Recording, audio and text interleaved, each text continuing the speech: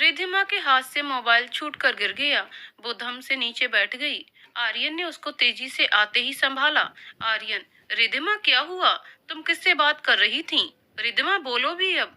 आर्यन रिधिमा को उठाकर सोफे पर बिठाता है और घर में काम करने वाली सुमन को आवाज देकर रिधिमा के लिए पानी मंगवाता है। लेकिन रिधिमा पानी का गिलास छूती तक नहीं है। आर्यन को कुछ समझ नहीं आता कि आखिर रिधिमा ने ऐसा क्या सुन लिया मोबाइल पर जिससे वो इतनी डिस्टर्ब हो गई।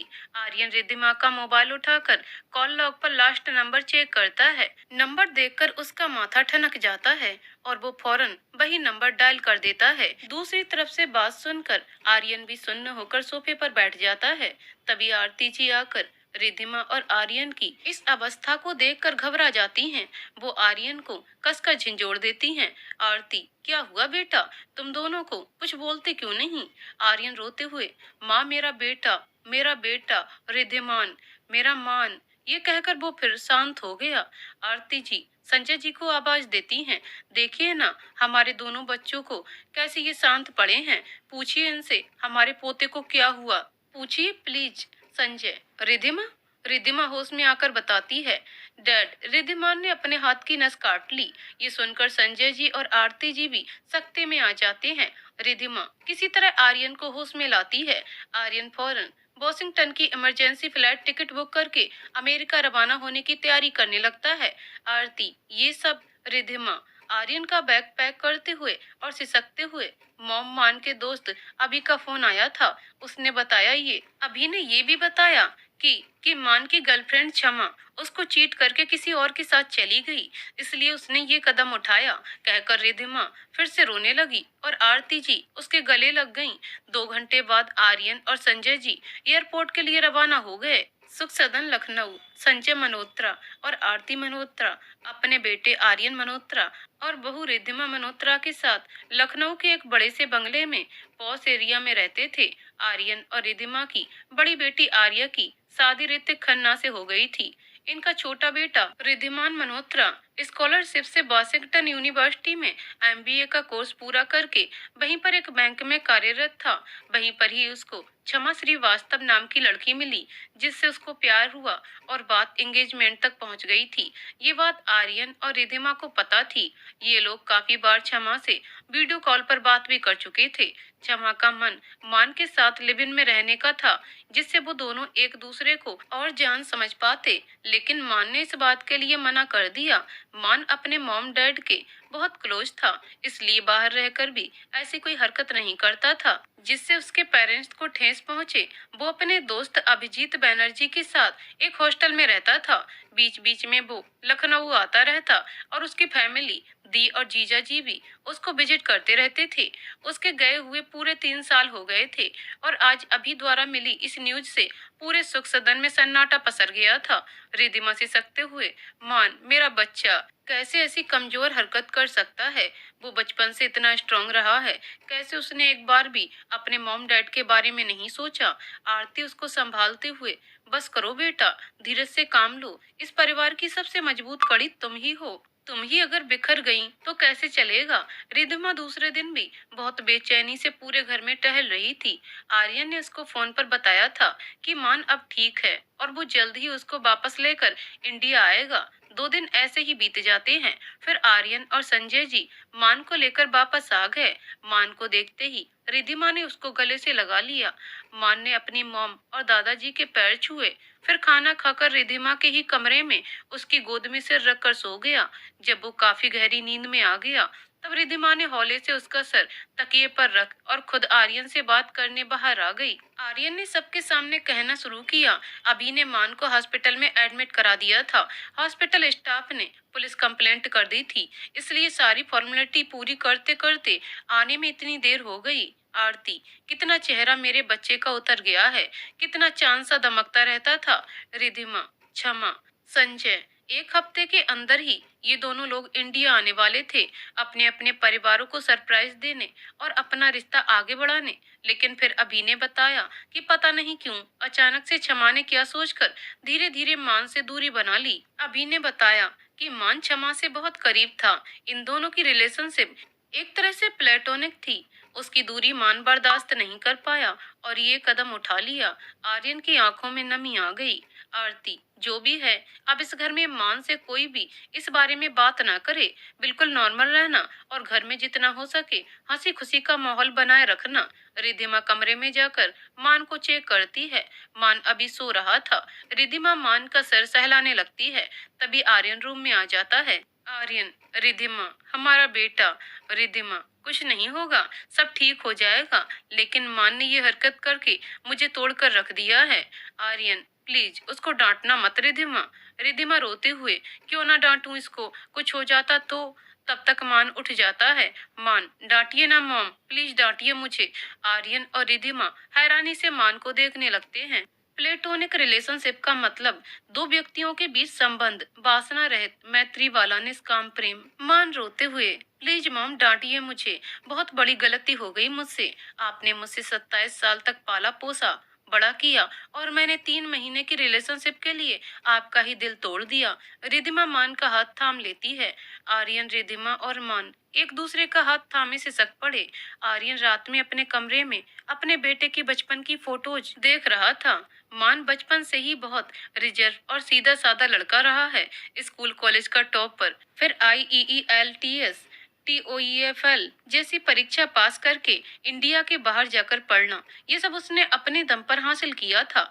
देखने में वो बिल्कुल आर्यन जैसा था। बहुत अट्रैक्टिव पर्सनालिटी का मालिक था मान।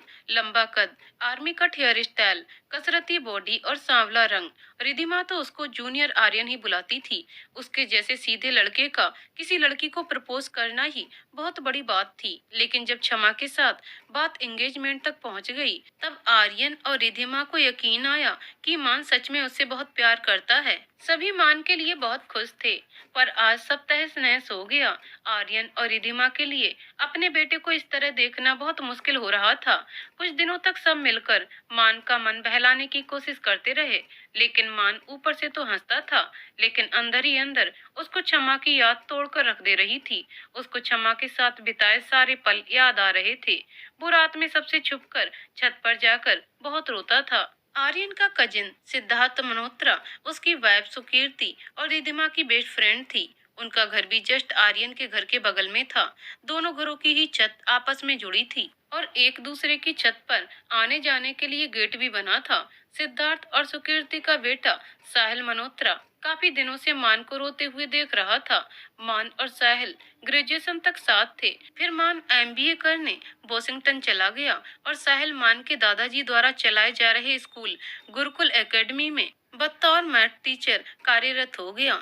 साहिल ने आज भी मान को जब छत पर देखा तो अपने आप को उसके पास जाने से रोक नहीं पाया। साहिल ने जाकर मान का कंधा हल्के से थपथपाया। साहिल, याद हूँ मैं। मान अपने आंसू पोंछते हुए, साहिल कैसे हो तुम? साहिल, IMS good S an ice cream.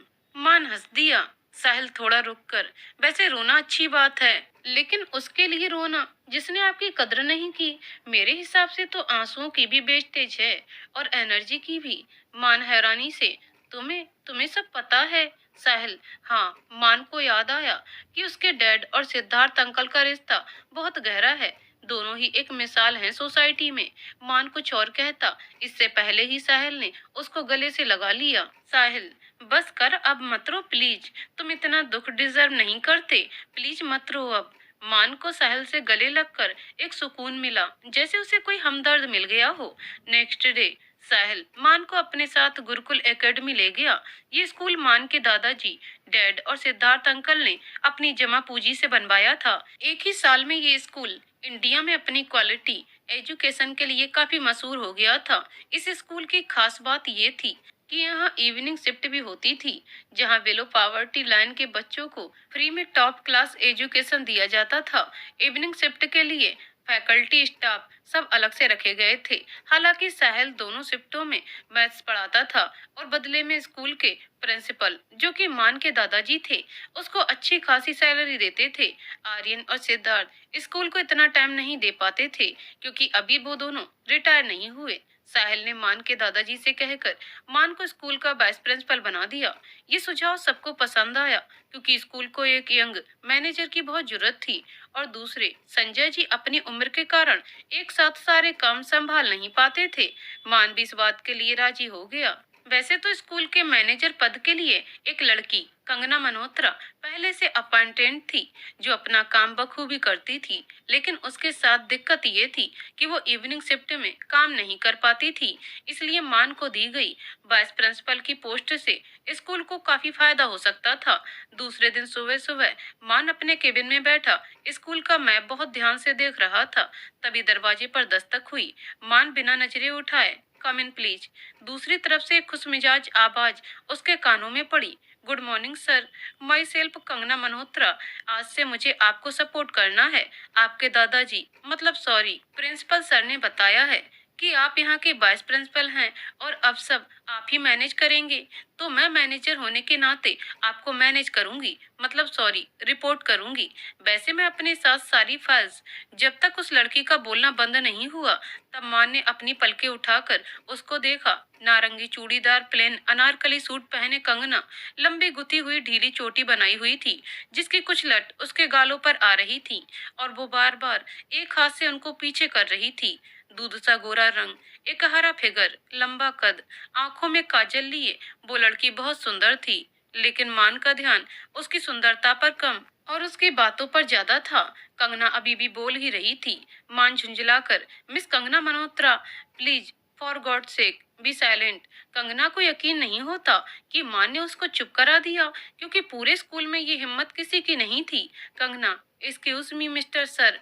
मान वापस मैप की तरफ आंखें गड़ाकर, प्लीज अपनी सारी फाइल्स और रिपोर्ट्स रख दीजिए और जाइए। कंगना को ये सुनकर अच्छा तो नहीं लगता, लेकिन वो मान के केबिन से बाहर आ जाती है। मान उसके जाते ही गहरी सांस लेकर, मिस बकबक। कंगना बाहर आकर गुस्से में, खूसट बॉस।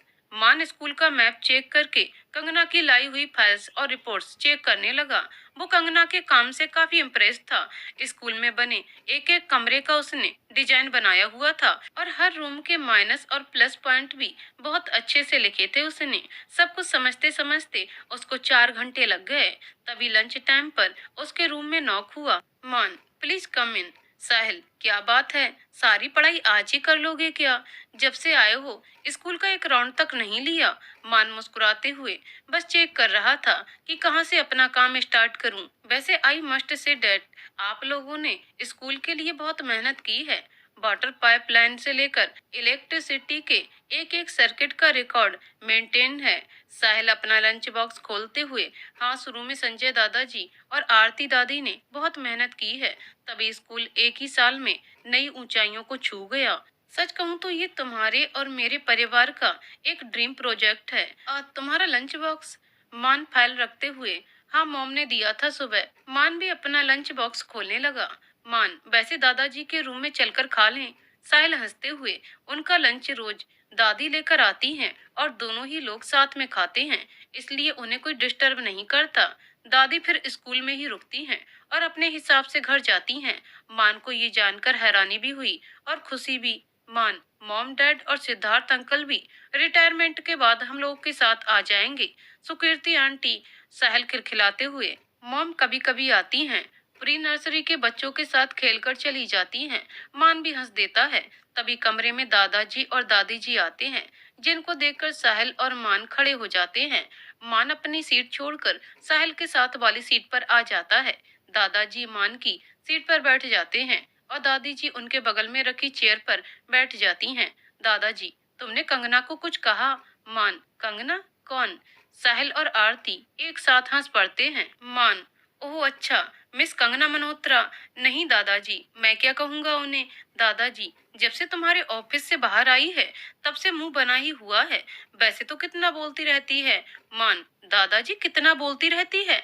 मैं ये जानना चाहता हूँ कि वो क्यों इतना बोलती है। दादी हंसते हुए, मतलब तुमने उससे कुछ कहा ना? मान ने उन्हें सारी बात बताई और साथ में वो उसके काम की तारीफ करना भी नहीं भूला। साहिल, एक्चुअली कंगना ने पिछले साल ही ज्वाइन किया है। इनके पिताजी की कुछ ही साल पहले आत्मा शांत हुई है। उनकी पेंशन से घर चलता है। साथ ही कंगना की माँ हमारी कॉलोनी के कुछ घरों में खाना बनाती है, जिसमें मेरा भी एक घर है।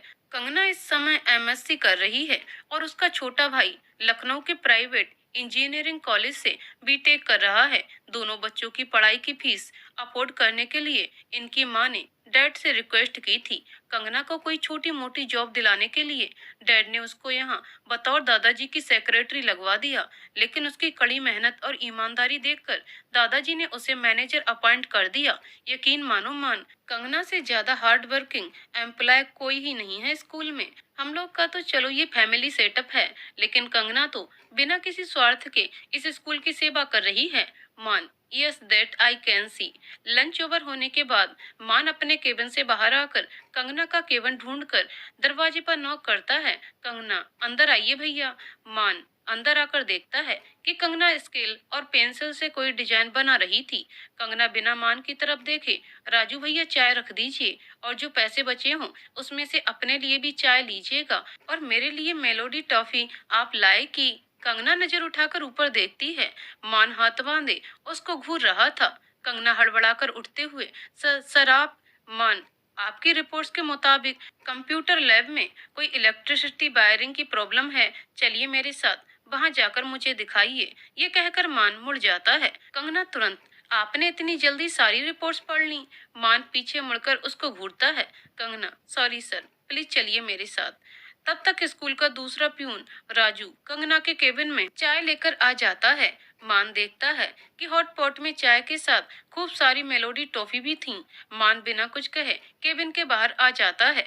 पीछे हड़बड़ी में आती कंगना उसकी पीठ से टकरा जाती है। Kangana, oh I am sorry again sir. Maan Kangana को ध्यान से देखते हुए, आप चलें हम। कंगना उसके साथ चल पड़ती है। मान जब कंप्यूटर लैब में पहुंचता है तो वहां ऑलरेडी कंप्यूटर क्लास चल रही थी। मान को देखकर सारे स्टूडेंट्स उसको और कंगना को खड़े होकर ग्रीट करते हैं। मान मुस्कुराते हुए, good afternoon students, please have your seats. Kangana अपने मन में, इनको हंसना भी आता है। कंगना ये भी गौर करती है कि कंप्यूटर टीचर, जो कि एक यंग लेडी थी, बहुत ध्यान से मान को देख रही थी। कंगना ये देखकर खिलखिला उठती है। मान उसको हैरानी से देखते हुए, ओके, जो कि याद आ गया, Miss Malhotra. Kangana, no sorry sir. Kangana Maan को लेकर कंप्यूटर लैब के उस हिस्से में आ जाती है जहां इलेक्ट्रिसिटी प्रॉब्लम थी। मान तुरंत स्कूल के इलेक्ट्रीशियन को कॉल करके वहां बुलाता है और अपने सामने रिपेयरिंग कराता है। ये काम करा के वो कंगना की तरफ रुक करके, अब क्लास 12th में चलें, वहां के किसी पंखे में डिफेक्ट है ना। कंगना हैरानी से, आपको पूरी रिपोर्ट रट गई है क्या सर? मान उसको घूरते हुए कंप्यूटर लैब से बाहर आ गया। मान फिर पूरे स्कूल की जितनी भी इलेक्ट्रिसिटी से रिलेटेड प्रॉब्लम्स थी कंगना के साथ सॉल्व करता है। ये सब करते करते स्कूल ओवर हो जाता है। मान कंगना के साथ ही अपने केबिन में आ जाता है। Maan, Miss Malhotra, keep up the good work. आपकी ईमानदारी और समर्पण से मैं बहुत खुश हूँ। Kangana, thank you Riddhiman sir, may I leave now. Maan अपनी कुर्सी पर बैठते हुए, वैसे मिस मल्होत्रा, आप इवनिंग शिफ्ट क्यों नहीं करती? कंगना, सर अपनी पढ़ाई की वजह से पूरा दिन यहाँ दे दूंगी तो पढ़ नहीं पाऊंगी। मान, ओके आप जाओ अब। Kangana, bye Riddhiman sir. मान बिना कुछ कहे वापस फाइल पढ़ने लगा। कंगना बाहर आकर, खूसट कहीं के, बाय तक नहीं बोला बॉस ने। दूसरे दिन मान कंगना के साथ मिलकर स्कूल की वाटर पाइपलाइन की दिक्कतें सॉल्व करता है। स्कूल के प्लम्बर से सब काम कराते कराते मान काफी थक गया था, क्योंकि उसको इतना धूप में रहने की आदत नहीं थी। वो अपने शर्ट की स्लीव फोल्ड करता है। कंगना टॉफी खाते खाते ये देखकर बिल्कुल खोस ही गई। कंगना, कुछ भी कहो यार, ये खूसट बॉस हैंडसम बहुत है। Maan, Miss Malhotra, miss Malhotra. कंगना उसको देखकर हंसती रहती है। मान उसके पास आकर फिर चिल्लाता है। Kangana, yes yes sir. मान अपने दोनों हाथ जींस पैंट की जेब में डालकर चला जाता है। इतने में लंच टाइम हो जाता है। कंगना, ओ गॉड कंगना, ये तुम क्या कर रही हो? खूसट बॉस को निहार रही थी। No no no. मान अपने केबिन में साहिल के साथ लंच कर रहा था। साहिल, ऑल गुड। मान, यस एवरीथिंग स्कूल। साहिल, कंगना के साथ कोई दिक्कत? मान, कंगना कौन? साहिल अपनी दोनों आईब्रोज उठाता है। मान, यार मेरा पूरा ध्यान इस समय स्कूल पर है, मिस मल्होत्रा पर नहीं। साहिल फिर चुपचाप लंच करने लगा। मान ने लंच ओवर होने के बाद कंगना को अपने केबिन में बुलाया। मान, मिस मल्होत्रा, जो स्कूल के पेंडिंग कामों की आपने रिपोर्ट सबमिट की है, वो सारे काम एक हफ्ते से ड्यू थे। मैं वजह जानना चाहता हूँ कि क्यों। कंगना इस सवाल से थोड़ा सकपका गई। आप वो सर, एक्चुअली इन सारे कामों की रिपोर्ट मैं पहले प्रिंसिपल सर को सबमिट करती थी, इसलिए ये पूरे हो जाते थे। लेकिन इस महीने, मान, इस महीने, कंगना, इस महीने प्रिंसिपल सर ने स्कूल के लिए एक इंचार्ज को अपॉइंट किया है। उनको मैंने रिपोर्ट दी थी। कंगना ये बात कहकर अपनी नजरें झुका देती है। मान को उसका व्यवहार कुछ अटपटा लगता है। मान प्यून से कहकर नए इंचार्ज को बुलाता है। नया इंचार्ज एक यंग लड़का था। देखने में ठीक ठाक था और काफी मुस्टंडा टाइप लग रहा था।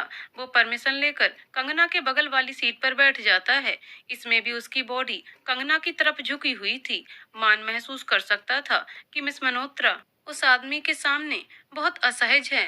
मान, योर नेम? शिखर, शिखर सिंह। मान, मिस्टर सिंह, आप इस स्कूल के इंचार्ज हैं। मिस मल्होत्रा ने आपको रिपोर्ट्स भेजी थी, फिर भी आप एक हफ्ते से पेंडिंग हैं, क्यों? शिखर बेपरवाही से, स्कूल में बहुत से काम होते हैं, मुझे मेन काम पहले देखने होते हैं। ये सब छोटे मोटे काम के लिए कंगना किसी और को बुला सकती थी। मान उसकी हिम्मत देखकर चौंक गया। मान, मिस मल्होत्रा, आपको किसने कहा था इनको रिपोर्ट्स भेजने के लिए? कंगना, प्रिंसिपल सर ने। मान, इसके पहले ये सारे काम कौन देखता था? कंगना, प्रिंसिपल सर और साहिल सर। मान, मिस मल्होत्रा, शिखर, मैं चलूं, क्योंकि मुझे नहीं लगता कि आप मुझसे बात करने में इंटरेस्टेड हैं। इतना कहकर वो उठ जाता है। इससे पहले कि वो जाता, मान उठकर उसके सामने पहुंच जाता है। मान, मिस्टर सिंह, बैठ जाइए जाकर वापस। मैंने आपको बाहर जाने की इजाजत नहीं दी है। शिखर, मिस्टर मान। मान, सर, मुझे सर या बॉस कहिए। मिस्टर सिंह। शिखर खिसे आकर वापस अपनी सीट पर बैठ जाता है। मान वापस अपनी सीट पर बैठते हुए, सीधे बैठो। शिखर हैरानी से उसकी तरफ देखते हुए। मान, हाँ, तुझसे बात कर रहा हूँ, सीधे बैठ, बॉडी स्ट्रेट करके, वरना 2 सेकंड में सारी तमीज सिखा दूंगा। कंगना का उसका ये रूप देखकर मुंह खुला रह जाता है। मान, मिस मल्होत्रा, आप जा सकती हैं। कंगना बाहर आकर बहुत खुश होती है। अब उस सांड की अकल ठिकाने आएगी। खुसट बॉस ने बॉडी देखने के लिए नहीं बनाई है। मान, चलो मेरे साथ। मान शिखर को सीधा प्रिंसिपल के केबिन में लेकर जाता है। परमिशन लेकर मान शिखर के साथ अंदर आता है और दोनों ही सीट्स लेते हैं अपनी। मान, सर, ये अपना काम सही से नहीं कर रहे हैं। प्रिंसिपल, मिस्टर सिंह, आपको लेकर मिस मल्होत्रा पहले ही बहुत कंप्लेंट कर चुकी हैं। आपको अपनी जिम्मेदारी समझनी चाहिए। प्लीज आप। शिखर, बेहतर होगा सर, आप मेरी सारी कंप्लेन मेरे चाचा से करें। ये कहकर शिखर वहां से चला जाता है। मान हैरानी से अपने दादाजी की तरफ देखता है। दादाजी एक लंबी सांस भरकर, चाचा विधायक हैं इनके, बस ये महीना पूरा हो जाए, इसको बाहर का रास्ता दिखा दूंगा। मान बिना कुछ कहे बाहर आता है।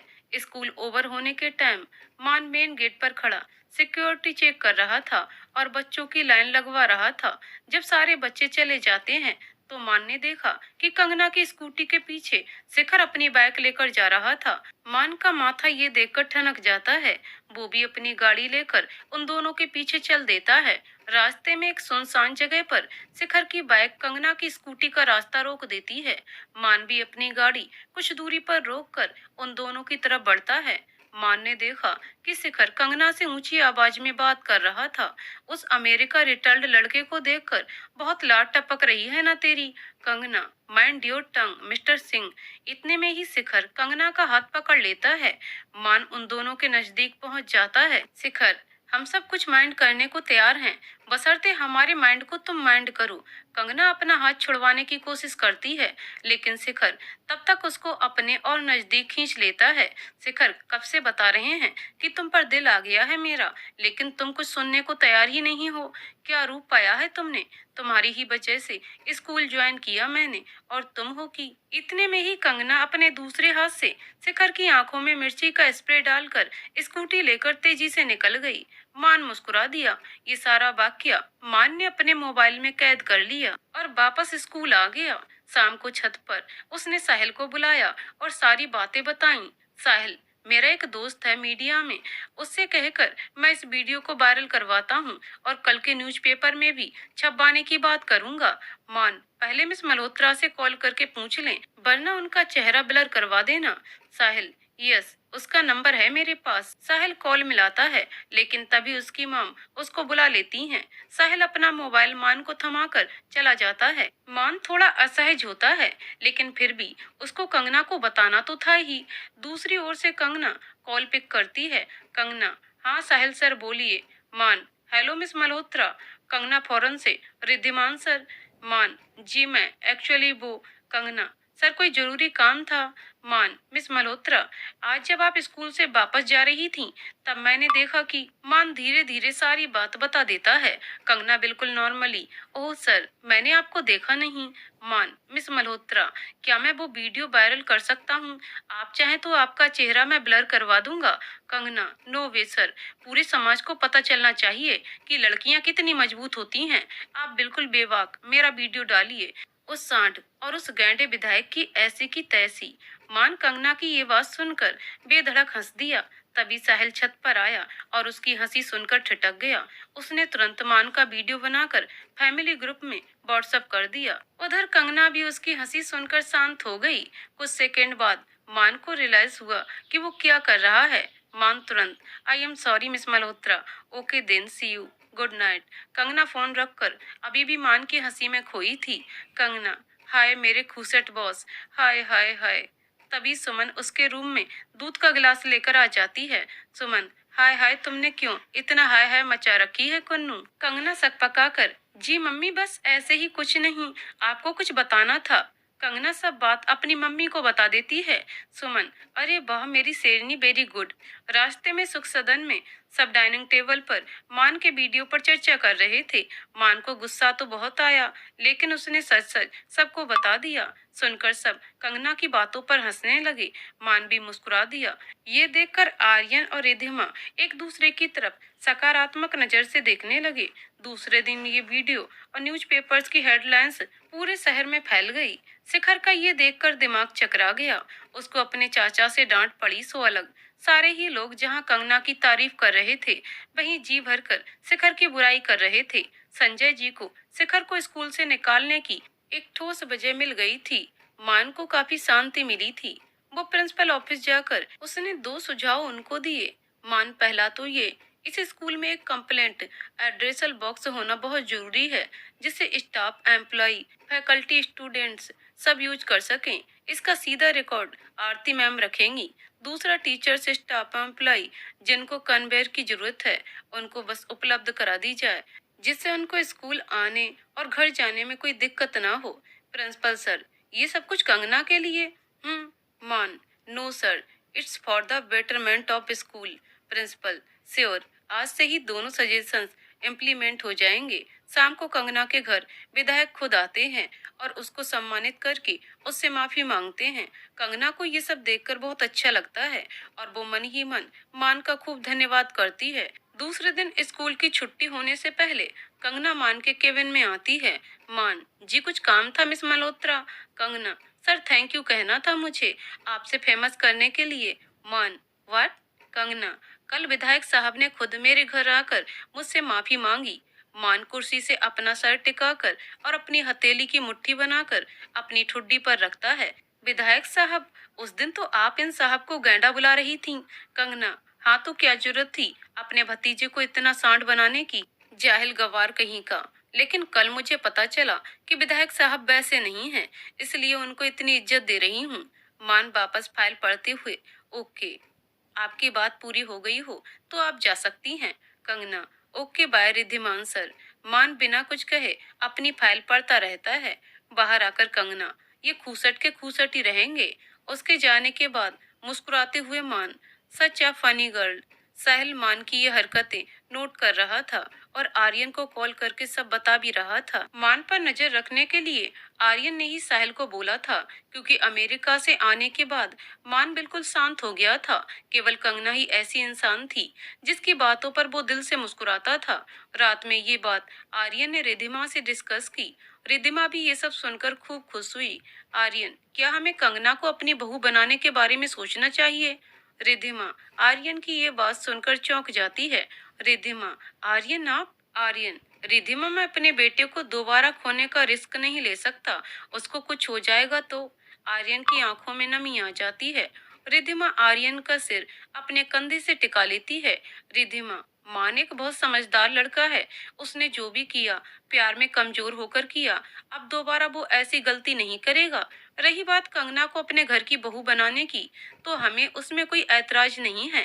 कंगना बहुत प्यारी बच्ची है, लेकिन उसको सिर्फ इसलिए घर में लाना कि वो यहाँ आकर हमारे मान को मोटिवेट करेगी, ये गलत है। हम बहू लेकर आएंगे, कोई डॉक्टर रूपी पत्नी नहीं जो हमारे बेटे को आकर क्योर करे। मान अगर खुद से कंगना की तरफ अट्रैक्ट होता है, तब हम जरूर चाहेंगे कि कंगना ही इस घर की बहू बने। आर्यन, एक्चुअली मैं बहुत डर गया था, लेकिन you are right. Love you Ridhima. Love you too Aryan. School में मान की मेहनत रोजाना बढ़ रही थी। एक ही महीने में मान ने स्कूल में ऐसे बदलाव लाए थे जिससे सिर्फ स्कूल को ही फायदा नहीं हुआ था, बल्कि काफी अभिभावकों ने भी इन बदलावों को सहारा था। रात में मान छत पर टहल रहा था। खुद को काम में इतना झोंक दिया है, फिर भी रात होते ही जब भी तन्हा हो जाता हूँ, क्षमा तुम्हारी याद आ ही जाती है। बहुत मिस करता हूँ तुमको। प्लीज एक बार वापस आ जाओ। एक बार वापस आकर ये बता दो कि मुझसे गलती कहाँ हुई थी, जो तुम। मान ये सब सोचते सोचते रो पड़ा। पीछे से साहिल ने उसके कंधे पर हाथ रखा। साहिल, तुम फिर वही काम कर रहे हो, मैंने मना किया था ना। मान, मैं उससे बहुत प्यार करता था साहिल, बहुत। साहिल, लेकिन वो तो नहीं करती थी ना, तो फिर उसकी याद में रोने की क्या वजह है? मान, नहीं भुला पा रहा उसे। साहिल, ये सब करके बस अपने को ही कष्ट पहुंचा रहे हो तुम, बस। मान अपने आंसू पोंछकर साहिल को गुड नाइट बोलकर चला जाता है। बेड पर आते ही मान मोबाइल पर वापस से क्षमा की फोटोज देखने लगता है। साहिल अपनी और मान की फैमिली के साथ बैठकर कहीं बाहर जाने का प्लान बनाता है, क्योंकि समर वेकेशन से स्टार्ट होने वाले थे और 15 दिन के लिए फैकल्टी को भी छुट्टी मिलनी थी।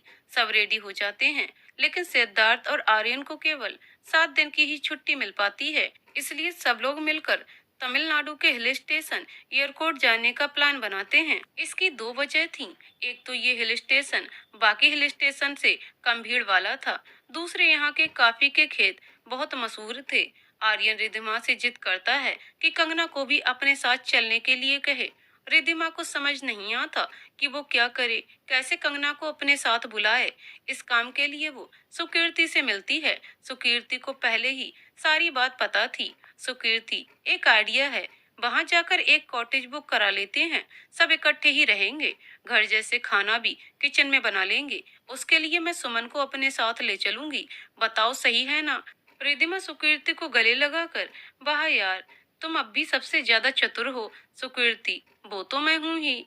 सुकीर्ति सुमन से बात करती है। सुमन को अच्छा तो बहुत लगता है, लेकिन खुददार होने की वजह से वो हिचकिचा जाती है। सुकीर्ति फिर भी किसी तरह उससे अपनी बात मनवा लेती है। सुमन घर पहुंचकर ये बात कंगना और अपने बेटे करण से शेयर करती है, जो कि संडे की वजह से घर पर ही था। कंगना, लेकिन मम्मी वहाँ आने जाने का किराया वगैरह है। सुमन, वो लोग देंगे, लेकिन मैं अपनी हर महीने की सैलरी से कटवाती रहूंगी। कंगना, ठीक है मम्मी, जैसा आप सही समझें। रात में सुख सदन में सिद्धार्थ और आर्यन की फैमिली इकट्ठी होती है। साहिल मान को बाहर ले गया था, जिससे ये लोग अच्छे से बात कर पाएं। आरती, लेकिन आर्यन ये तो सोचो कि वो एक काम करने वाली की बेटी है, लोग क्या कहेंगे? आर्यन, मॉम, कंगना का समाज में स्टेटस उन लोगों से बेहतर है जो मुफ्त की रोटियां खाते हैं या फिर किसी का हक मारकर खाते हैं। कंगना एक पढ़ी लिखी सभ्य लड़की है। उसकी माँ ने काम करना तब शुरू किया जब उसके पिताजी की आत्मा को शांति मिली, वरना वो लोग बहुत अच्छे चरित्र के लोग हैं। आरती, आर्यन, मैं बस इतना कह रही थी कि कहीं समाज हम पर उंगली ना उठाए। आर्यन, मॉम प्लीज, ऐसा कुछ होता भी है तो मुझे ऐसे समाज की परवाह कभी नहीं रही। संजय, आरती, हम लोग बस ये चाहते हैं कि मान क्षमा को भूलकर अपने दिल में एहसास फिर से कंगना के लिए जगाए। वो लड़की मान को हंसाने में कामयाब हुई है, हो सकता है वो उसके सारे दर्द दूर कर दे, अगर प्यार बनकर नहीं तो एक दोस्त बनकर। सिद्धार्थ, प्लीज मामी जी, अब मान भी जाइए ना। सुकीर्ति, यस मामी जी, से यस प्लीज। आरती जी भी मुस्कुरा देती हैं। आर्यन और रिधिमा एक दूसरे से हैंडशेक करते हैं। फ्लाइट के टिकट्स बुक कर दिए थे और 1 जून को सब एक साथ एयरपोर्ट के लिए निकले। मान को वैसे तो कंगना की मौजूदगी से फर्क तो नहीं पड़ा, लेकिन वो लड़की जहाँ भी जाती अपनी मौजूदगी दर्ज करा लेती। कंगना खुश होते हुए, वाह, जिंदगी में पहली बार एयरपोर्ट देखा है, क्या मस्त लग रहा है ना करण। करण एक सीधा लड़का था और ज्यादा बोलता नहीं था। वो बस जी दीदी कहकर रह गया। कंगना, कितना साफ सुथरा है, जैसे मॉल, है ना माँ। सुमन, शांत रहना कन्नू, हर जगह पटपट करना जरूरी है। कंगना मुंह बनाकर शांत हो गई। पीछे मान ये सब देखकर हंस दिया। सबकी नजर मान पर ही थी और सबको कंगना को अपने साथ लाने का फैसला सही लगा। बोर्डिंग पास क्लियर करा के सब फ्लैट की तरफ बढ़ते हैं। साहिल इसमें सुमन की फैमिली की मदद करता है, क्योंकि सुमन, कंगना और करण पहली बार फ्लैट को बोर्ड कर रहे थे। सारी चेकिंग होने के बाद सब अपनी सीट्स पर आकर बैठ जाते हैं। प्लेन टेक ऑफ होने के टाइम कंगना, बू, अब मजा आएगी। करण, दिए झूला नहीं है। इनफैक्ट मैंने अपने फ्रेंड से सुना है कि फ्लैट में सफर करना बहुत बोरिंग होता है। कंगना को कुछ ही देर में नींद आ गई। मान ने भी हेडफोन्स लगाया, अपना सर सीट पर टिकाकर और अपनी आंखें मूंद लीं। परकॉट पहुंचकर करण ने हौले से कंगना को जगाया। कंगना, हम पहुंच गए क्या है। करण, जी दीदी। कंगना, ले, इससे ज्यादा तो ट्रेन का सफर होता है, कुछ मजा ही नहीं आई। कान के पर्दे जाम हो गए सो अलग। सुमन डांटते हुए, कन्नू। कंगना, सची तो बोल रही हूँ। करण, दीदी सब सुन रहे हैं। कंगना सकपकाते हुए, जी सॉरी सिद्धार्थ सर। सिद्धार्थ हंसते हुए, कोई बात नहीं बेटा, एक्चुअली तुम सही कह रही हो बेटा। कंगना, है ना सर, वही तो मैं कह रही हूँ, आपका कान। सुमन, साहब प्लीज इसकी बातों का बुरा मत मानिएगा। ये सिद्धार्थ, कोई बात नहीं सुमन जी, चलिए चलते हैं। सबका ध्यान इस समय मान पर था। वो फिर मुस्कुरा रहा था। सब कॉटेज पहुंचते हैं। कॉटेज बहुत बड़ा था और 5 बेडरूम थे उसमें। एक कमरा आरती जी और संजय जी ने ले लिया, दूसरा कमरा आर्यन और रिधिमा ने, तीसरा कमरा सुकीर्ति और सिद्धार्थ ने, चौथा कमरा साहिल और मान ने, पांचवा कमरा सुमन, कंगना और करण ने। कंगना फ्रेश होकर सबके लिए किचन में चाय बनाने चली गई।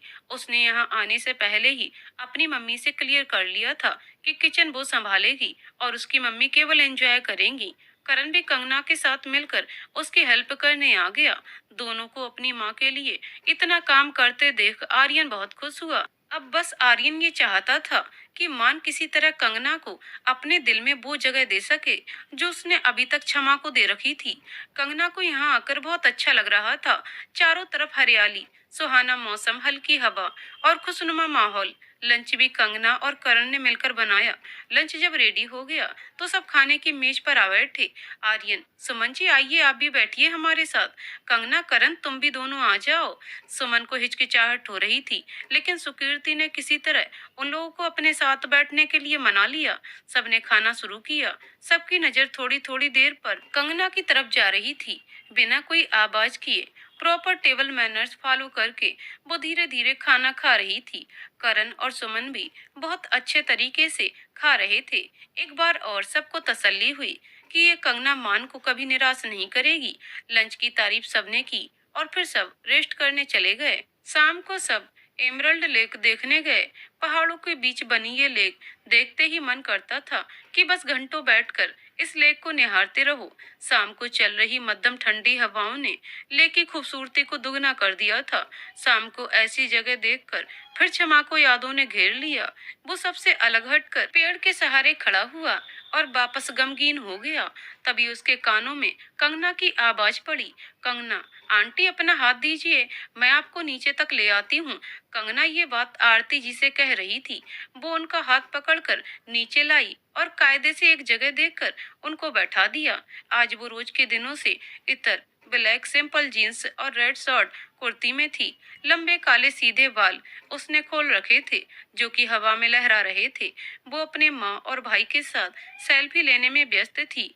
दूर से ही उसके मोतियों जैसे सफेद दांत चमक रहे थे। मान उसको देखकर एक पल के लिए ठिठक गया। ये बात आर्यन और रिधिमा दोनों ने नोटिस की।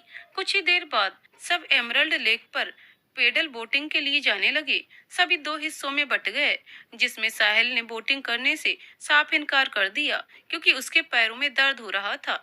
इस वजह से मान और कंगना को एक साथ बोटिंग करना था। बोटिंग के लिए जैसे ही बोट वाले ने कंगना का हाथ पकड़कर बोट पर लाना चाहा, मान ने तुरंत कंगना की हथेली थाम ली और उसको लिए बोट पर बैठ गया। कंगना के शरीर में एक झुरझुरी सी दौड़ गई। वो ध्यान से मान को देख रही थी, जो इस समय बोट वाले के इंस्ट्रक्शंस सुन रहा था। जब मान ने पेडल करना शुरू किया, तब उसका ध्यान कंगना पर गया। मान, मिस मल्होत्रा, मिस मल्होत्रा।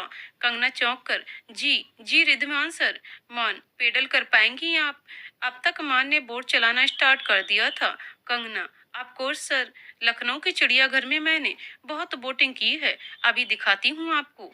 मान अपने मन में, चिड़ियाघर लखनऊ में? वो सोच में पड़ गया। उधर कंगना ने इतनी तेज पेडल चलाना शुरू किया कि लेक का पानी छलक कर उसके मुंह पर आ गया। कंगना, ओह वाओ, ये पानी कितना ठंडा है। ये कहकर कंगना पेडल चलाते हुए अपने हाथों से पानी से खेलने लगी। मान को उसको देखकर हंसी आ गई। कंगना को देखकर सब बोट चलाते हुए पानी से खेलने लगे। सबको बड़ा ही मजा आ रहा था। कंगना, रिद्धिमान सर, आप भी ट्राई करिए ना। मान, नो बेज मिस मल्होत्रा। कंगना, ओके। कंगना फिर पानी से खेलने लगी। मान ने अचानक से बोट के साथ एक शार्प टर्न लिया। कंगना पानी से खेलने की वजह से थोड़ा नीचे झुकी थी, इसलिए टर्न के टाइम उसका बैलेंस बिगड़ गया। लेकिन मान ने उसका हाथ पकड़कर अपनी तरफ खींचा। कंगना एक झटके से मान के पास आ गई। दोनों के चेहरे बहुत करीब थे और बोट पैडल ना लगने की वजह से रुकी थी। मान के मन में पता नहीं क्या आया और उसने कंगना के बाल की लट उसके कानों के पीछे कर दी। कंगना की आंखें बड़ी हो गईं और उसका दिल धड़क उठा। साहिल अकेले सिंगल सीटर बोट को पैडल करते हुए मान और कंगना के पास पहुंचा। उन दोनों को इस तरह देखकर उसने उनकी फोटो खींच ली। फिर मान को आवाज लगाई, साहिल, मान क्या कर रहे हो? मान हड़बड़ाकर कंगना से दूर हट गया। कंगना, साहिल सर, आपका पैर ठीक हो गया? साहिल, हाँ, आप जल्दी आओ दोनों। ये कहकर साहिल चला गया। मान बोट पैडल करते हुए, आई am sorry Miss Malhotra, please मेरी हरकत को अदरवाइज मत लेना। मुझे ऐसा नहीं करना चाहिए था। प्लीज मुझे माफ कर देना आप। कंगना मुस्कुराते हुए, इट्स ओके रिद्धिमान सर, सब बोट को किनारे लाकर वापस देते हैं। रिद्धिमान अपने मन में, ये मुझे क्या हो गया था? शायद क्षमा की यादों ने मुझे बहका दिया। पता नहीं मेरे बारे में क्या सोच रही होगी मिस मल्होत्रा। एक रेस्टोरेंट में डिनर करके सब वापस कॉटेज पहुंच जाते हैं। मान के मन में अभी भी उथल पुथल मची हुई थी। वो किसी भी तरह अपनी आज की हुई हरकत की वजह जानना चाह रहा था। वहीं कंगना मान के स्पर्श को याद करके बार बार खुश हो रही थी। अगली सुबह कंगना और करण ने सबके लिए ब्रेकफास्ट बनाया। ब्रेकफास्ट करने के बाद सब ग्रेंज टी टॉप पहुंचे। मान आज कंगना से दूरी बनाए हुए था क्योंकि वो अभी भी गिल्ट में था। कंगना ने ये बात नोटिस की, लेकिन उसको बुरा नहीं लगा क्योंकि वो अपने और मान के बीच स्टेटस के अंतर को जानती थी। इसलिए वो कोई भी ऐसा सपना नहीं बुनना चाहती थी जो उसको तकलीफ पहुंचाए। ग्रेंज टी टॉप एक एडवेंचर पार्क था जहां पर काफी असाधारण खेल उपलब्ध थे, जैसे जिप लाइनिंग, जंगल सफारी, आर्चरी आदि। करण और कंगना इन सब चीजों को लेकर बहुत एक्साइटेड थे। बाकी सबने ये सारे स्पोर्ट ट्राई किए थे। वहीं सुमन को ये सब करने में ज्यादा दिलचस्पी नहीं थी, इसलिए वो आरती जी के साथ थी। करण और कंगना ने सारे स्पोर्ट्स ट्राई किए, खूब फोटोज और सेल्फी भी ली। दोनों की खुशी देखते ही बनती थी। मान और साहिल भी उनके साथ थे और बराबर उनको सपोर्ट कर रहे थे। फिर आर्यन ने जंगल सफारी के लिए 2 जीप बुक कराई, जिसमें सारे बड़े एक साथ हो गए और सारे बच्चे एक साथ। जीप खुली थी, इसलिए कंगना पीछे खड़ी हो गई। मान आगे की सीट पर बैठा था। उसने मुड़कर उसको देखा, फिर उसकी नजरें कंगना पर थम गईं। आज कंगना ने स्लीवलेस रेड स्पेगेटी टॉप पहना था और आर्मी प्रिंट कार्डो पैंट्स के साथ उसने हाई पोनी टेल बनाई थी। उसकी पोनी टेल हवा में उड़ रही थी और वो बेफिक्र सी हंसते हुए सफर का आनंद ले रही थी। मान उसकी सुंदरता में फिर खो गया। कंगना ने भी उसको एक नजर देखा, फिर उसकी तरफ मुस्कुराई, लेकिन मान ने कोई रिएक्शन ना देकर अपनी नजरें नीची कर लीं। सफारी के बाद साहिल और मान का मन आर्चरी करने का था। करण को भी उन्होंने अपने साथ ले लिया। कंगना उन तीनों को चीयर करने लगी। जब मान की बारी आई तो उसने अपने गॉगल्स हटाकर वो धनुष पकड़ा। एक के बाद एक एरो बाण निशाने पर लगाने लगा। उसके सारे निशाने सटीक थे। वो इतनी एकाग्रता के साथ तीर चला रहा था कि आसपास के लोग भी उसको देखने के लिए जमा हो गए। अंत में जब उसके तीर खत्म हो गए तो उसने बुकरन को थमा दिया। सभी लोग उसके लिए ताली बजाने लगे। मान ने सबका अभिवादन किया। कंगना दौड़ते हुए उसके पास आई। कंगना, क्या बात है रिद्धिमान सर, कितने कमाल के हो आप। मान, थैंक्स मिस मल्होत्रा। करण, चलो तुम भी अपनी टर्न पूरी करो, फिर कहीं चलकर लंच करते हैं। मान ये कहकर साहिल के पास आ जाता है और कंगना करण का वीडियो बनाने लगती है। मान के जाने के बाद कंगना के कानों में कुछ लड़कियों की आवाज पड़ती है। हाय, क्या हैंडसम लड़का है। हाँ, दनादन तीर निशाने पर लगा रहा था। चांस मार के देखूं क्या। सब खिलखिलाने लगी। कंगना को भी उनकी बातें सुनकर हंसी आ जाती है। उसके बाद वो लड़कियों का ग्रुप मान को फॉलो करने लगता है। मान जहाँ भी जाता वो ग्रुप उसके आसपास ही पहुंच जाता। यहाँ तक कि मान जहाँ सबके साथ लंच करने आया था वहां भी वो ग्रुप आ गया। कंगना को ये देखकर हंसी आ रही थी, लेकिन उसने किसी से कुछ नहीं कहा। जैसे ही सब लंच करके वापस कॉटेज जाने लगे, वैसे ही उस ग्रुप की एक लड़की जो सबसे ज्यादा बोल्ड और फैशनेबल लग रही थी, वो मान के पास आई। लड़की, एक्सक्यूज मी मिस्टर मान। यस। लड़की, माई सेल्फ संजना पटेल। आपने शायद मुझे पहचाना नहीं, हम लोग एक पार्टी में मिल चुके हैं। मान ने गौर से उस लड़की को देखा, फिर कहा, नो मैम, शायद आपको कोई गलतफहमी हो रही है। संजना, गलतफहमी? लेकिन तब तक आर्यन मान के पास आ जाता है। आर्यन, मान, कॉटेज से गाड़ियां आ चुकी हैं, हम लोग निकल रहे हैं, तुम लोग भी आ जाओ। मान, जी डैड। मान जाने लगता है, लेकिन संजना उसका रास्ता रोक लेती है। संजना, मेरी बात तो सुनो मान। मान रुक जाता है। साहिल नोटिस करता है कि कंगना की नजर मान और संजना पर ही थी। साहिल, मैं भी निकल रहा हूँ मान, एक गाड़ी कॉटेज की यहाँ है, तुम अपने हिसाब से आ जाना। चलो करण। कंगना, तुम भी आओ। कंगना को लेकिन कुछ सुनाई नहीं देता और उसकी नजर अभी भी मान पर ही थी। मान, मिस मल्होत्रा, मिस मल्होत्रा। कंगना, जी जी सर। मान, आप लोग जाइए, मैं बाद में आता हूँ। कंगना बेमन से करण और साहिल के साथ निकल आती है। कॉटेज पहुंचने 1 घंटे बाद भी मान वापस नहीं आता है। कंगना इधर उधर बेचैनी से टहलने लगती है। साहिल को उसकी हालत देखकर हंसी आ रही थी। वो किसी तरह अपने आप को कंट्रोल करके कंगना के पास आ जाता है। साहिल, कंगना। कंगना चौंक कर, जी सर। साहिल, क्या हुआ, इतनी बेचैन क्यों हो, तबीयत ठीक है? कंगना, हाँ सर, मैं बिल्कुल ठीक हूँ, बस यूं ही टहल रही थी और देख रही थी कि रिद्धि, मेरा मतलब है रिद्धिमा आंटी कहाँ हैं। साहिल किसी तरह अपनी हंसी कंट्रोल करके चला जाता है। कंगना अपने सर पर चपत लगाते हुए, क्या कर रही थी कंगना, अपने होश में रहे बेवकूफ लड़की। मान वहां आ जाता है और कंगना को अपने आप से बातें करते हुए देखता है। मिस मल्होत्रा। कंगना पीछे मुड़ती है और मान को देखकर मुस्कुराने लगती है। आप आ गए सर। मान कंगना को घूरते हुए, नहीं, मेरा भूत खड़ा है यहाँ। कंगना खिलखिलाते हुए, क्या रिद्धिमान सर आप भी? मान, मैं भी क्या? मिस मल्होत्रा। कंगना, आप मुझे कंगना क्यों नहीं बुलाते? मान हैरानी से, व्हाट? कंगना हड़बड़ाकर, आई मीन सभी मुझे कंगना कहते हैं, तो आपको मेरा नाम इतना लंबा लेने की क्या जरूरत है? मिस मल्होत्रा, फालतू में एनर्जी वेस्ट होती है। कंगना बुलाने से ना ही एनर्जी वेस्ट होगी और ना ही टाइम, है ना? मान को उसकी बातों से हंसी आ जाती है। आप सच में बहुत अलग ही हैं कंगना। कंगना को मान के मुंह से अपना नाम सुनकर बहुत सुकून मिलता है। मान कॉटेज के अंदर आ जाता है। कंगना भी अंदर आकर सो जाती है। शाम को सब कॉटेज में ही रहने का प्लान करते हैं, क्योंकि सभी काफी थके हुए थे। साहिल और मान रिजॉर्ट के बैडमिंटन कोर्ट से खेलने निकल जाते हैं। वो दोनों अपने साथ करण को भी ले लेते हैं। आरती जी कंगना के लिए सबके लिए खिचड़ी बनाने को कहती हैं।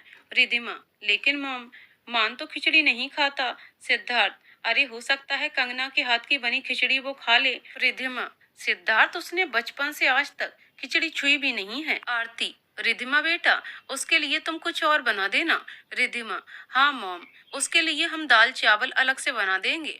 कंगना जो अब तक चुप थी, आंटी मैं ही बना दूंगी। रिधिमा, चलो आज हम ही तुम्हारे साथ किचन में लग जाते हैं। सुमन, रहने दीजिए मैम, मैं जा रही हूँ इसकी हेल्प करने।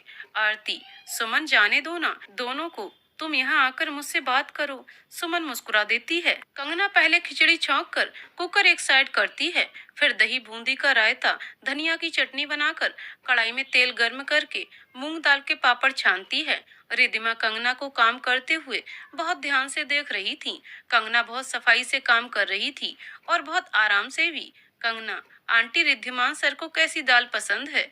रिद्धिमा मुस्कुराते हुए, रहने दो, आज मान को खिचड़ी बहुत अच्छी लगेगी, तुम कुकर में सीटी लगा दो।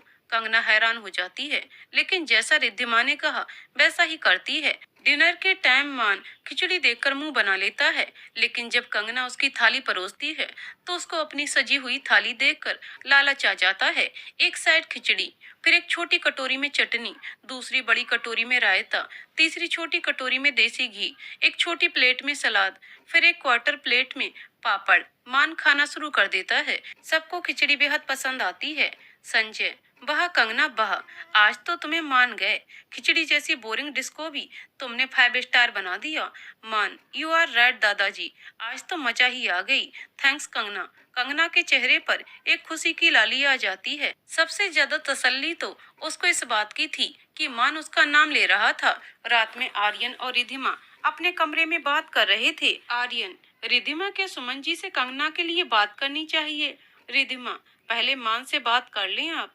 आर्यन, मान को सिर्फ कंगना ही उसके दर्द से उबार सकती है। रिधिमा, लेकिन अपने बेटे के लिए हम किसी मासूम लड़की का जीवन बर्बाद नहीं कर सकते।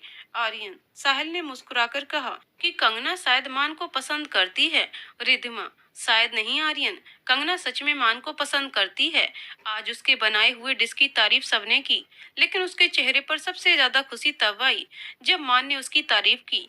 आर्यन, तो कंगना को तो खुशी ही होगी ना मान से शादी करके। रिधिमा, पर क्या मान उसको शादी के बाद वो प्यार दे पाएगा जो हर पत्नी अपने पति से चाहती है? आर्यन अब सोच में पड़ जाता है। रिधिमा, आर्यन, वो आज तक क्षमा को नहीं भूला है। वो अभी भी हम सबसे छुप कर क्षमा को याद करके उदास हो जाता है। यकीन ना हो तो जाकर अभी छत पर देख लीजिए, मान वहाँ अकेले दुखी होकर टहलता हुआ मिल जाएगा। आर्यन रोते हुए रिद्धिमा के कंधे पर अपना सिर टिका देता है। आर्यन, वो कहीं फिर से। रिद्धिमा भी रो देती है। बाहर खड़ा मान अपने मॉम डैड की सारी बातें सुनकर वापस छत पर चला जाता है। वो अपने मॉम डैड के कमरे का दरवाजा खुला देखकर अंदर आ रहा था, लेकिन उनकी कई बातों ने उसको झिंझोड़ कर रख दिया। मान छत पर आकर बुत बना खड़ा था, तभी उसके कंधे पर किसी का हाथ थपथपाता है। मान पीछे मुड़कर देखता है तो कंगना खड़ी होती है।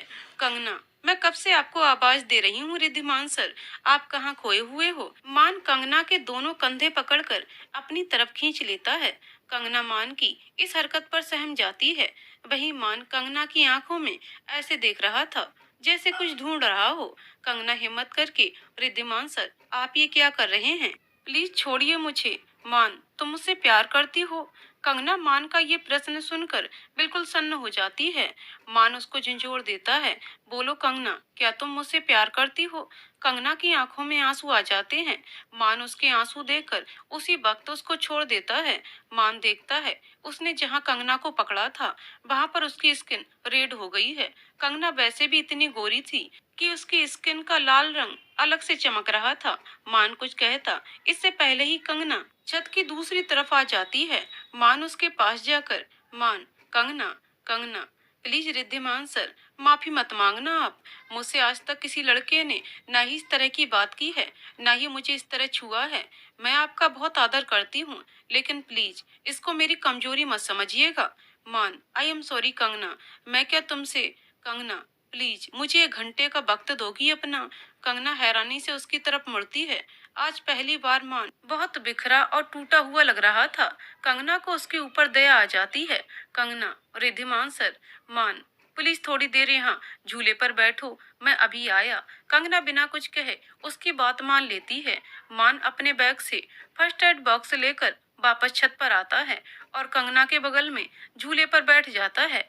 बॉक्स से एक एंटीसेप्टिक क्रीम निकालकर, मान, मैं लगा दूं प्लीज?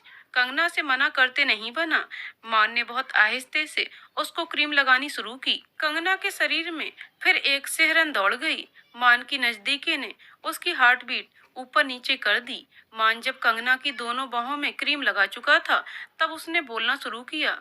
वॉशिंगटन यूनिवर्सिटी में एमबीए के आखिरी ईयर में ही एक टॉप बैंक में मेरा सिलेक्शन हो गया था। जब मैंने ज्वाइन किया तो ज्यादा किसी से मैं घुला मिला नहीं। हमेशा से इंट्रोवर्ट रहना ही मुझे पसंद था। फिर 14 फरवरी 2023 ठीक शाम के 7 बजे जब मैं ऑफिस से निकलकर बस का वेट कर रहा था, मेरी मुलाकात क्षमा श्रीवास्तव नाम की लड़की से हुई। रेड सलवार कमीज और व्हाइट कार्डिनर पहने वो लड़की मुझे पहली ही नजर में भा गई। बिल्कुल भीड़ से अलग, सीधी और चुपचाप। मैं उसे देखता ही रह गया और वो मेरे सामने ही बस से चली गई। पहली बार मैं किसी लड़की को देखकर ठगा सा रह गया। मैं दूसरे दिन फिर बस स्टॉप पर अपनी बस का वेट कर रहा था। फिर मुझे क्षमा दिखी। ऐसे ही हर रोज मैं उसको देखा करता। हमेशा सलवार कमीज में ही दिखती थी वो। एक दिन वो कुछ घबराई और परेशान सी लग रही थी। बार बार घड़ी देखकर बेचैन हो रही थी। बस स्टॉप पर कुछ चुनिंदा लोग ही थे, क्योंकि उस दिन हल्की बारिश हो रही थी, इसलिए ज्यादा भीड़ नहीं थी। आमतौर पर उसकी बस मेरी बस से पहले आ जाती थी, लेकिन पता नहीं क्यों उस दिन उसकी बस शायद नहीं आई थी या फिर देर से आने वाली थी। अब बस स्टॉप पर केवल मैं और वो ही रह गए थे। मेरी बस आ चुकी थी। मैं उस पर चढ़ने ही वाला था कि मेरी नजर उस पर गई। वो अपने आंसू पोंछ रही थी। मैंने उस दिन अपनी बस छोड़ दी और उसके पास पहुंचा। मान, excuse me ma'am, any problem? क्षमा घबरा कर, नो आई एम ओके। मान, आप मुझ पर भरोसा कर सकती हैं। मैं कोई गलत इंसान नहीं हूँ। आप मुझे बताइए प्लीज। क्षमा थोड़ा नॉर्मल होकर, मेरी बस नहीं आई है। मैं फेयरफैक्स काउंटी की एक बिल्डिंग में पेन गेस्ट के तौर पर रह रही हूँ। मुझे समझ नहीं आ रहा है कि मैं कैसे जाऊँ वहाँ। मान अचंभित होकर, आप अकेले रहती हो यहाँ? क्षमा, हाँ, स्कॉलरशिप मिली है मुझे, तो इसीलिए। वो चुप हो गई। मान, कोई बात नहीं, मैं कैब बुक करा देता हूँ, आप उसमें चली जाना। मान कैब बुक करा के तब तक क्षमा के साथ खड़ा रहता है। तब तक कैब नहीं आ जाती, तो यहाँ से हम दोनों की दोस्ती की शुरुआत हुई। कंगना, यकीन मानो, अमेरिका में रहते हुए भी उसके अंदर बहुत मासूमियत थी। उसको भी वहाँ एक टॉप के बैंक में प्लेसमेंट मिल गई। हम दोनों ही एक दूसरे के साथ बहुत कंफर्टेबल थे। एक दिन मौका पाकर मैंने उसको प्रपोज कर दिया। मैं जानता था कि वो हाँ ही कहेगी। फिर उसकी प्रमोशन हुई और वो एक क्लर्क से सीधे बैंक मैनेजर बन गई। उसको अच्छी खासी सैलरी मिलने लगी। मैं भी बैंक का हेड ऑफिसर बन गया। यहाँ से मेरी क्षमा का से बनने का दौर शुरू हुआ। हमेशा सलवार कमीज में रहने वाली वो लड़की जीन्स टॉप और मिनी स्कर्ट पहनने लगी, डिस्को और पब जाने लगी। मुझे इसमें भी कोई आपत्ति नहीं थी। मैं तो खुश ही था कि वो अपनी जिंदगी खुलकर जी रही है। एक दिन हद तो तब हो गई जब वो मुझे नशे की हालत में मिली। मैं बहुत उस पर गुस्सा हुआ। उसने मुझसे माफी मांगी और दोबारा ऐसा ना करने की कसम खाई। मैंने अपनी फैमिली में उसके बारे में सब बता दिया था। फिर वीडियो कॉल पर उसकी बात भी कराई थी, लेकिन उसने अपनी फैमिली से मेरी कोई जान पहचान नहीं कराई। मैं कहता भी रहा, लेकिन वो हमेशा टालती रही। फिर एक दिन उसने मुझसे लिव इन में रहने की जिद की। मैंने साफ मना कर दिया। वो मुझसे बहुत गुस्सा हो गई। किसी तरह मना कर मैंने उसको इंडिया वापस चलने की जिद की, ताकि हम दोनों की जल्द से जल्द शादी हो जाए। वो मान भी गई। मैं इतना खुश था कि मैं तुम्हें बता नहीं सकता। जब से क्षमा ने मुझे हाँ कहा था, तब से अपनी सैलरी का 70% सेव कर रहा था, जिससे कि शादी के बाद उसको अच्छी लाइफ दे पाऊं। अपने सारे शौक छोड़ दिए, बस पैसे बचाता रहता था उसके लिए। इतना प्लेनोटिक बॉन्ड था हम दोनों का कि सिर्फ एक दूसरे का साथ ही काफी था हम दोनों के लिए। जिस्मानी ताल्लुकात के इतर हमारा रिश्ता बहुत पवित्र था। जानती हो कंगना, जिस दिन मैं इंडिया वापस आने की टिकट्स बुक कराने वाला था, उस दिन मैं उसके लिए प्लेटिनम ब्रेसलेट लेकर उसके पीजी रूम में गया। वहां मैंने देखा कि वो किसी लड़की के साथ बेड पर। मान फपक फपक कर रो दिया। कंगना ने उसके कंधे पर हाथ रखा। मान ने उसको खींचकर अपने गले से लगा लिया। मान कंगना के गले लगे हुए। क्यों किया उसने मेरे साथ ऐसा? आखिर क्यों? कंगना बोलो ना, वो क्यों नहीं वापस आती मेरे पास? क्यों? मान की सांसें लंबी चलने लगी। कंगना की आंखों में सब कुछ सुनकर नमी आ गई। उसको दर्द 2 वजह से हो रहा था। एक की मान की जिंदगी में पहले से कोई दूसरी लड़की है, और दूसरा दर्द उसको मान के आंसू पहुंचा रहे थे। धीरे से मान उससे दूर हुआ। मान अपने आंसू पोंछते हुए, आई एम सॉरी कंगना। मैं एक बार फिर बहक गया। कंगना मान के हाथ पर अपना हाथ रखते हुए, इट्स ओके रिद्धिमान सर, मैं पानी लेकर आती हूँ आपके लिए। वो उठकर जाने लगी, लेकिन मान ने उसका हाथ पकड़ लिया। प्लीज बैठी रहो मेरे पास, आज मुझे बहुत सुकून मिल रहा है तुमसे ये सब शेयर करके, जैसे जैसे मुझे कोई हमदर्द मिल गया हो। कंगना मुस्कुरा उठी और वापस झूले पर बैठ गई। मान ने अपना हाथ उसके हाथों से सटा लिया। मान, फिर मैंने अपने हाथों की नस काट ली और डैड मुझे यहाँ ले आए।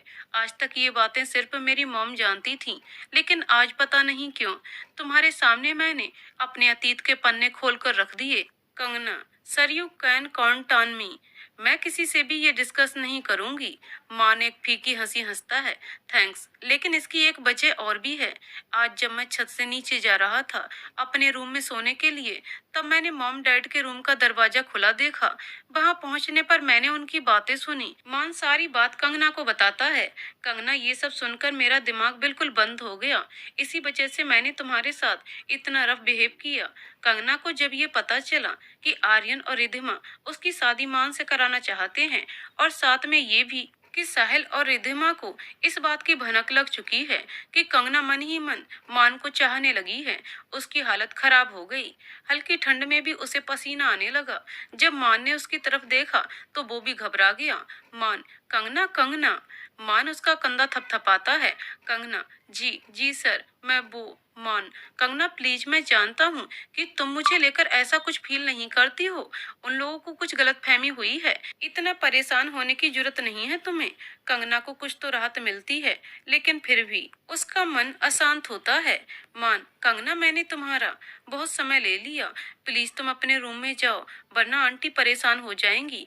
वैसे भी रात के 11 बजे अगर तुम्हें मेरे साथ किसी ने देख लिया तो हम दोनों को लेकर और उल्टी सीधी बातें बनाएंगे। जाओ तुम, गुड नाइट। कंगना अभी भी परेशान थी। मान थोड़ा तेज आवाज में, कंगना कंगना। हाँ हाँ सर, गुड नाइट। कंगना उठकर जाने लगती है। फिर उसको कुछ एहसास होता है तो वो मान से पलटकर बोली, सर वैसे आपने बॉलीवुड मूवी जम्मी मेट देखी है? मान, क्या? सॉरी, मैं हिंदी मूवीज नहीं देखता। कंगना, ओह, उसमें शाहिद कपूर ना अपने एक्स की फोटो जलाकर टॉयलेट में फ्लश कर देता है। आप भी वही करिए, मजा भी आएगी और सुकून भी मिलेगा। मान, ओह माय गॉड, कंगना तुम सच में बचपन से ही ऐसी हो कि बड़े होने के बाद कुछ हार्मोन्स इम्बैलेंस हो गए हैं? कंगना दुखी होकर, अच्छा आइडिया नहीं है सर। मान, जी नहीं, बिल्कुल नहीं, प्लीज तुम जाकर सो जाओ।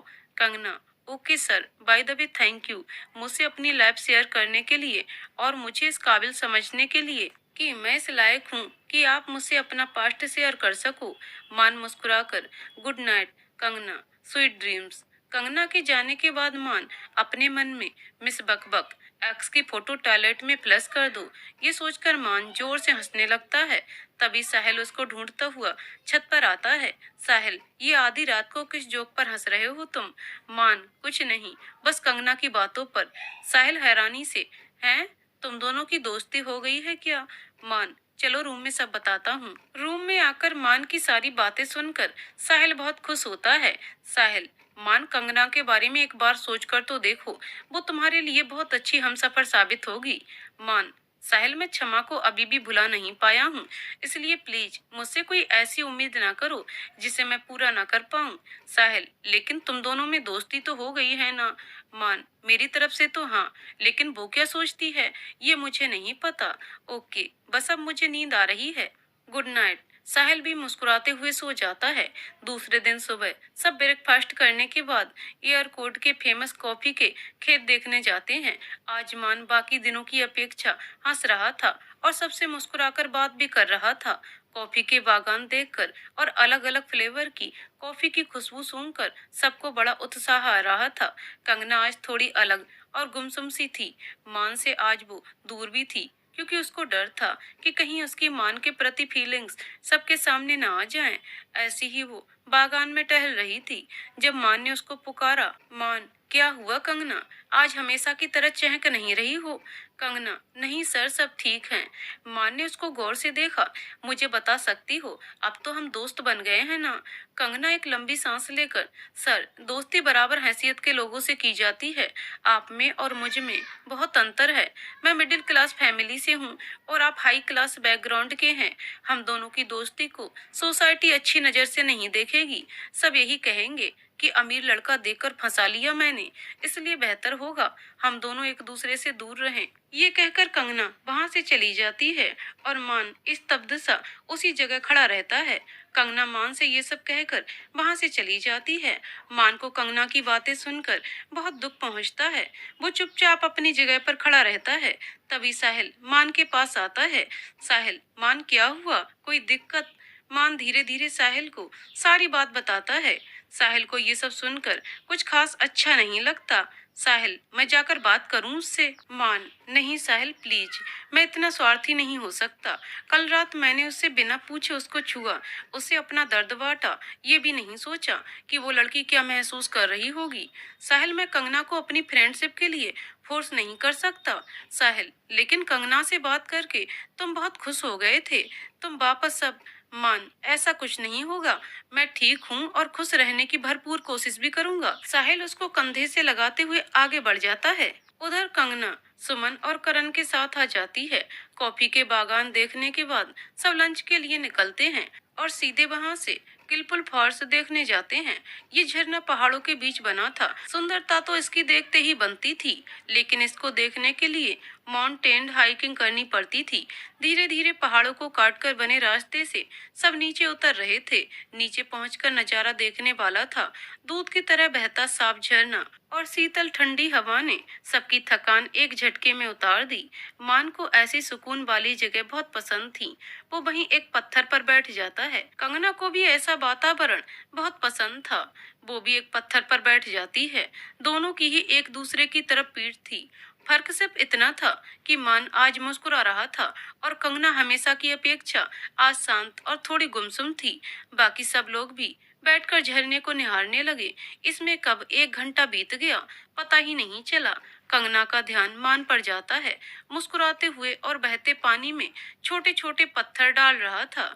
बाल उसके हवा में उड़ रहे थे। वो एक हाथ से बार बार अपने बालों को पीछे कर रहा था। कंगना मान में खोकर रह जाती है। मान का ध्यान कंगना पर जाता है, जो उसको ही देख रही थी। क्योंकि दोनों के बीच ज्यादा फासला नहीं था, इसलिए वो अपनी जगह से ही बोलता है। मान, मिस मल्होत्रा, आप मुझे ऐसे क्यों देख रही हैं? आप अभी भी गुस्सा हैं क्या मुझसे? कंगना चौंक कर, जी मान, मिस मल्होत्रा, मैं अपने कल रात के व्यवहार के लिए बहुत शर्मिंदा हूँ। मुझे माफ कर दीजिए। कंगना, नहीं रिद्धिमान सर, ऐसी कोई बात नहीं है। मान, मतलब जब हम वापस अपने वर्क प्लेस पर पहुंचेंगे तो प्रोफेशनल कलीग की तरह ही रहेंगे, राइट? कंगना बिना कुछ कहे अपना सर हिला देती है और उठकर चली जाती है। चलते चलते वो अपने से ही बातें कर रही थी। ये खूसट के खूसट ही रहेंगे। अरे, जब कंगना कहना शुरू कर दिया था तो कंगना ही बोलते ना। नहीं, इनको तो अपना खूसटपन दिखाना है। मतलब वापस मिस मल्होत्रा और आप पर आ गए। कितना अपनापन झलकता था इनकी बातों में जब ये मुझे तुम कहते थे, लेकिन फिर से मुझे अपने से दूर कर दिया। कंगना दुखी होकर एक पेड़ से टिककर खड़ी हो जाती है। कुछ 5 मिनट बाद उसके कानों में मान की आवाज आती है। मान, मिस मल्होत्रा, आंटी बुला रही हैं आपको। कंगना गुस्से में पीछे मुड़ती है। कंगना, हाँ तो आप क्यों आए? करण भी तो आ सकता था मुझे बुलाने। मान उसके लहजे से हैरान हो जाता है। मान, मैंने आपको इस साइड आते देखा था, इसलिए खुद चला आया बुलाने। बाकी किसी को नहीं पता था कि आप यहाँ हैं, मिस मल्होत्रा। कंगना, ये क्या मिस मल्होत्रा लगा रखा है आपने? हाँ। मान कंफ्यूज्ड एक्सप्रेशन से देखता है। जी वो मिस मल्होत्रा। कंगना तेजी से, फिर मिस मल्होत्रा। मान, अरे अजीब लड़की हैं आप। कंगना, फिर उसकी बात काटते हुए, आप? क्या आप? अभी सुबह तक तो मुझे तुम कह रहे थे। मान परेशानी से ऊपर आसमान की तरफ देखकर फिर कंगना को देखता है। कंगना, अब ऊपर क्या है? मान, देखो कंगना, प्लीज चिल्लाओ मत। साफ साफ बताओ क्या कहना चाहती हो तुम? कंगना अपना सर झुकाकर, आई एम सॉरी सर। मान अपने दोनों हाथ बांधे और अपनी आईब्रोज ऊपर उठाए उसको देख रहा था। कंगना, मैंने आपसे सुबह बहुत बदतमीजी से बात की। आपने मुझे इतनी रिस्पेक्ट दी, मुझे अपना दोस्त समझा और मैंने आपको बहुत गलत बातें बोल दी। I am sorry for that. Maan Kangana के करीब आकर, so we are friends again. Kangana sir नीचे झुकाए धीरे से। जी रिद्धिमान सर। मान मुस्कुरा देता है। मान ये बात तुम मुझे देखकर भी कह सकती हो।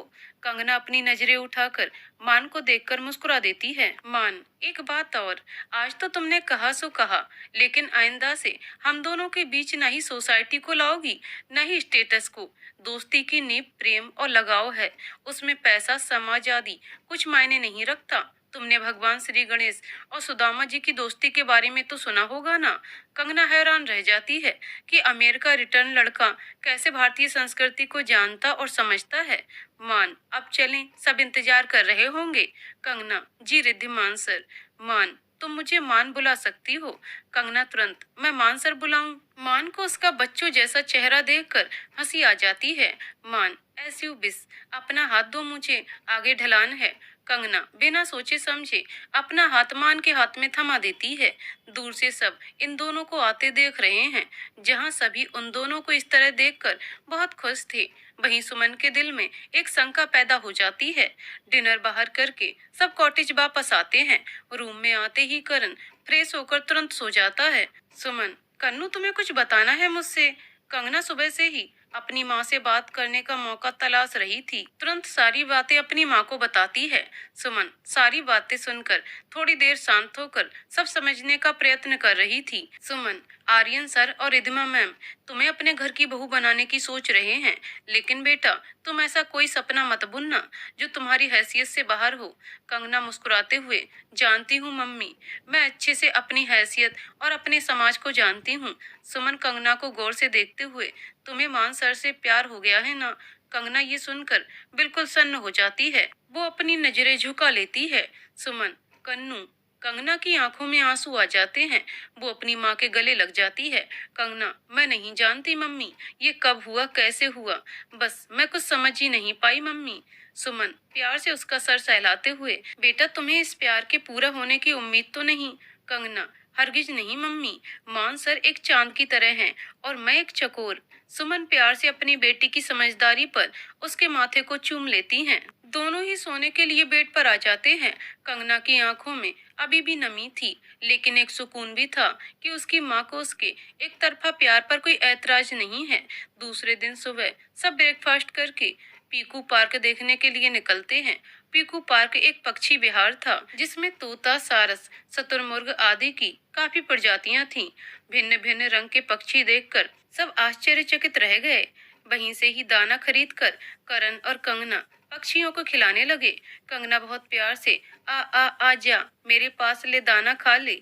मान के चेहरे पर उसकी ये हरकत देखकर मुस्कुराहट आ जाती है। वहीं दूसरी तरफ करण हट हुर्र फुर्र ऐसे करके पक्षियों को बुला रहा था। कंगना को ये देखकर गुस्सा आ जाता है। कंगना करण ऐसे तो सारे पक्षी और दूर चले जाएंगे, तुम प्यार से इनको अपने पास बुलाओ। करण जी सॉरी दी। पीकू पार्क देखने के बाद सब लंच करके सेबा रोय हिल्स की तरफ गए। ये एक सीनिक पॉइंट था जहां बैठकर नजारे का आनंद ले सकते थे, क्योंकि आज ट्रिप का आखिरी दिन था। कंगना शर्माते हुए जी मान सर। मान उसको ध्यान से देखते हुए इधर मेरे पास आओ, थोड़ा सेल्फी लेते हैं। कंगना मान के थोड़ा नजदीक जाती है और मान फोटो लेता है। मान थैंक्स कंगना। कंगना मान सर आप। मान मैं क्या कंगना। कंगना वो आप हंसते हुए बहुत अच्छे लगते हैं। मान ये सुनकर अपनी मुस्कुराहट और चौड़ी कर देता है। मान थैंक यू कंगना, तुम भी जब शांत रहती हो ना तो बहुत खूबसूरत लगती हो। कंगना हैरानी से जी। मान खिलखिलाते हुए मजाक कर रहा था यार। कंगना भी हंस देती है। वापस सब डिनर करके लौटते हैं और अपना लगेज पैक करते हैं। दूसरे दिन की फ्लाइट से सब लखनऊ आकर अपने अपने घरों की तरफ निकलते हैं। मान एयरपोर्ट के बाहर आकर सुमन को रोकता है। मान आंटी आइए, मैं आप लोगों को छोड़ देता हूँ। सुमन नहीं सर हम। मान प्लीज आंटी, मुझे सर मत कहिए, मुझे बिल्कुल अच्छा नहीं लगता। सुमन मुस्कुराते हुए मान जी करण ने कैब बुक कर दी है, हम लोग निकलते हैं। कन्नू तुम भी सबको बाय बोलकर आ जाना। सुमन और करण आगे निकल जाते हैं। मान इन 4 दिनों का साथ बहुत अच्छा था, मुझे एक अच्छी दोस्त भी मिल गई। कंगना, मुझे एक अच्छा दोस्त मिल गया।